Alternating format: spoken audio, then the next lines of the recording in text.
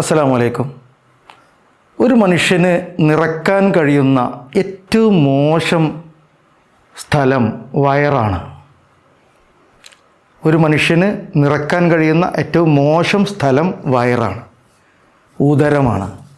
റസൂൽ സല്ലല്ലാഹു അലൈഹി വസല്ലമയുടെ ഒരു ഹദീസിൻ്റെ ഏറെക്കുറെയുള്ള ഒരർത്ഥമാണ് അത്. അത് വെച്ച് ആലോചിച്ചാൽ കുറേ കാര്യങ്ങൾ തെളിഞ്ഞു വരും.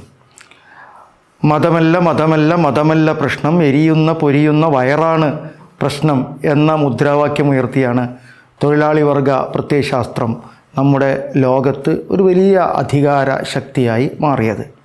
നിങ്ങൾ ആലോചിച്ച് നോക്കൂ, മനുഷ്യൻ്റെ ഏറ്റവും പ്രധാന പ്രശ്നം വയറാണോ? ഒരുപക്ഷെ വിശപ്പ് മനുഷ്യൻ്റെ ഏറ്റവും കഠിനമായ ഒരവസ്ഥകളിൽ ഒന്നാണെന്ന് നമുക്കറിയാം. ലോകത്തിൻ്റെ പല ഭാഗങ്ങളിലും പട്ടിണി കിടക്കുന്ന കുഞ്ഞുങ്ങളും കുടുംബങ്ങളും ഇന്നത്തെ നമ്മുടെ വേദനാജനകമായ കാഴ്ചകളിലും അനുഭവങ്ങളിലും ഒന്നാണ്. അതും നമുക്കറിയാം. ചരിത്രത്തിൽ പട്ടിണി കിടക്കുന്നവരുടെ അധസ്ഥിതരുടെ ചരിത്രമാണ് ഇന്ന് നമ്മൾ മനസ്സിലാക്കുന്ന പൂർവ്വചരിത്രമെന്നും നമുക്കറിയാം. പക്ഷെ അപ്പോഴും മനുഷ്യൻ്റെ യഥാർത്ഥ പ്രശ്നം വിശപ്പ് എന്നതിലേറെ മനുഷ്യൻ്റെ യഥാർത്ഥ പ്രശ്നം വിശക്കുന്നവരെ സഹായിക്കുക എന്നും വിശക്കുന്നവർക്ക് തങ്ങളുടെ ധനം പങ്കുവെക്കുക എന്നുമുള്ള അറിവാണ് എന്നാണ് ഇസ്ലാം തിരുത്തുന്ന പാഠം. ഒരാൾക്ക് നാളെ പുലരാനിരിക്കുന്ന തൊഴിലാളി വർഗ സ്വർഗരാജ്യം കിനാവ് കണ്ട് ഇന്ന് കോഴി ബിരിയാണി തിന്ന് ഉറങ്ങാൻ പറ്റും. എന്നാൽ അള്ളാഹുവും റസൂലും പഠിപ്പിച്ചത് അയൽപ്പക്കത്ത് പട്ടിണി കിടക്കുന്ന ഒരാൾ ഉണ്ടായിരിക്കെ നിങ്ങൾക്കൊരിക്കലും മുസ്ലിമാകാൻ കഴിയില്ല എന്നാണ്. സ്വർഗത്തിൽ പ്രവേശിക്കുകയില്ല എന്നാണ്.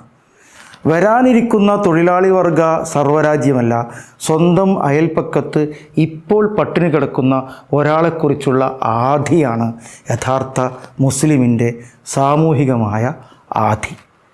അതുകൊണ്ടാണ് ഈ നോമ്പിൽ നമ്മൾ ഇത്രയധികം ആളുകളെ ഊട്ടുന്നത്. ഭക്ഷണം ഇഫ്താറുകളാണ് നമ്മുടെ ആഘോഷം. ആളുകൾക്ക് ഭക്ഷണം നൽകലാണ് ഈ നോമ്പിൻ്റെ പ്രധാനപ്പെട്ട സന്തോഷങ്ങളിൽ ഒന്ന്. അത് നോമ്പ് മുന്നോട്ട് വെക്കുന്ന വിപ്ലവമാണ്. നമ്മുടെ ശരീരത്തിനോട് തന്നെ നാം ചെയ്യുന്ന സമരമുറയാണ്. അപ്പോൾ യഥാർത്ഥത്തിൽ വയറല്ല മനുഷ്യൻ്റെ പ്രശ്നം, സ്വന്തം അപ്പുറത്ത് വിശക്കുന്നവരെ, അയൽപ്പക്കത്ത് വിശക്കുന്നവരെ അറിയുക എന്ന മനോഭാവമാണ്.